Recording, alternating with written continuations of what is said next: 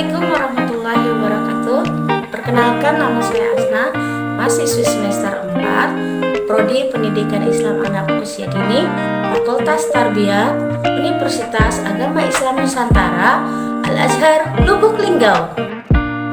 Kali ini kita bertemu lagi di mata kuliah pengembangan bahan ajar bersama dosen pengampu kami, Bunda Sriyanti MTPD, dengan materi definisi bahan ajar dan kedudukan kurikulum. Kali ini kita akan membahas definisi bahan ajar.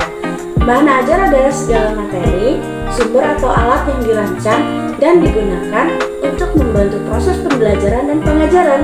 Bahan ajar dapat berupa buku teks, panduan belajar, presentasi multimedia, permainan pendidikan, video pembelajaran, modul, dan berbagai jenis materi lainnya yang disusun dengan tujuan untuk mendukung pemahaman dan pembelajaran siswa dalam suatu mata pelajaran atau topik tertentu.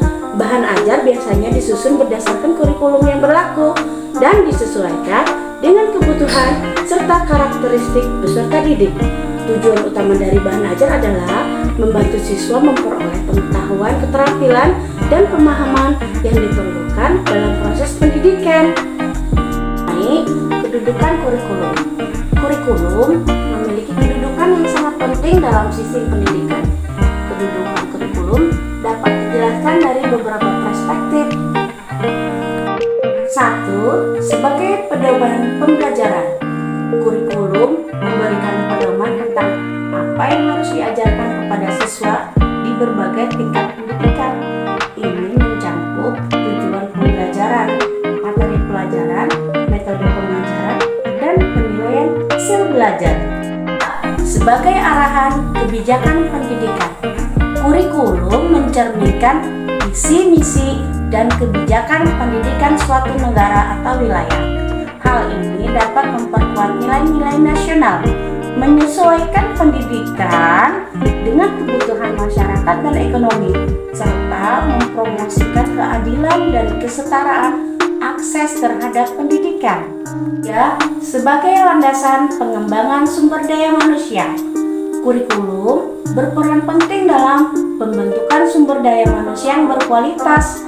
Dengan merancang kurikulum yang sesuai dengan kebutuhan zaman, kurikulum membantu menciptakan individu yang memiliki keterampilan, pengetahuan, dan sikap yang relevan dengan tuntutan masa depan. Sebagai alat penyesuaian dengan perubahan, kurikulum juga perlu dapat beradaptasi dengan perubahan-perubahan dalam masyarakat, teknologi, dan kebutuhan pasar kerja. Fleksibilitas dalam kurikulum memungkinkan penyelarasan antara pembelajaran dengan perkembangan terkini. Sebagai panduan bagi guru, kurikulum membantu guru dalam merencanakan pembelajaran, memilih bahan ajar, dan mengevaluasi kemajuan siswa. Dengan memiliki pedoman yang jelas, guru dapat memberikan pengajaran yang terstruktur dan bermakna. Dengan demikian, kedudukan kurikulum dalam sistem pendidikan sangat sentral karena mempengaruhi seluruh aspek proses pendidikan, baik dari sisi pengajaran, pembelajaran, maupun evaluasi hasil belajar. Perbedaan bahan ajar, sumber belajar, media pembelajaran. Untuk mengetahui apa perbedaannya, maka kita jelaskan apa bahan ajar. Bahan ajar adalah segala materi atau alat yang digunakan secara spesifik untuk tujuan pembelajaran dan pengajaran. Bahan ajar biasanya dirancang dan disusun sedemikian rupa agar mendukung proses pembelajaran siswa dalam mencapai tujuan pembelajaran tertentu. Contohnya, bahan ajar meliputi buku teks, modul pembelajaran, lembar kerja, soal latihan, dan presentasi multimedia yang dirancang khusus untuk digunakan dalam konteks pembelajaran. Nah, yang kedua, sumber belajar. Sumber belajar lebih luas dibandingkan dengan bahan ajar. Ini mencakup semua sumber informasi, materi, atau alat yang dapat digunakan untuk belajar, baik itu dirancang secara khusus untuk tujuan pembelajaran maupun tidak. Sumber belajar dapat berupa buku, video, rekaman audio, situs web, museum, percakapan dengan ahli, dan sebagainya. Sumber belajar dapat digunakan oleh siswa atau pendidik untuk mendapatkan informasi, memperdalam pemahaman, dan mendukung proses pembelajaran. Nah, yang ketiga yaitu media pembelajaran. Media pembelajaran adalah alat atau teknologi yang digunakan untuk menyampaikan informasi, materi pembelajaran, atau konsep secara visual, auditif, atau interaktif. Media pembelajaran bertujuan untuk memfasilitasi proses pembelajaran dengan memperkaya pengalaman belajar siswa dan meningkatkan pemahaman mereka.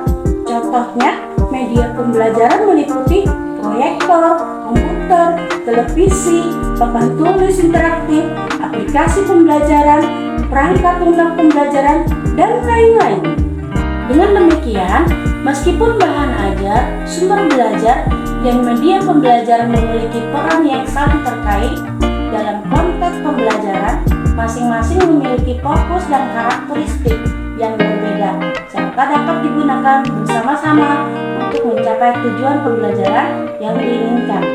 Nah, berikutnya yang terakhir mengenai bahan ajar dalam kurikulum memiliki kedudukan yang sangat penting karena menjadi sarana utama dalam menyampaikan materi pembelajaran kepada siswa. Bahan ajar digunakan oleh guru sebagai panduan untuk mengajar, serta sebagai referensi bagi siswa dalam memahami konsep-konsep yang diajarkan dalam kurikulum. Bahan ajar juga harus sesuai dengan standar kompetensi yang ditetapkan dalam kurikulum agar dapat mencapai tujuan pembelajaran yang diinginkan. Dan pembahasan kita mengenai definisi bahan ajar dan kedudukan kurikulum semoga memberikan manfaat. Terima kasih. Wassalamualaikum warahmatullahi wabarakatuh.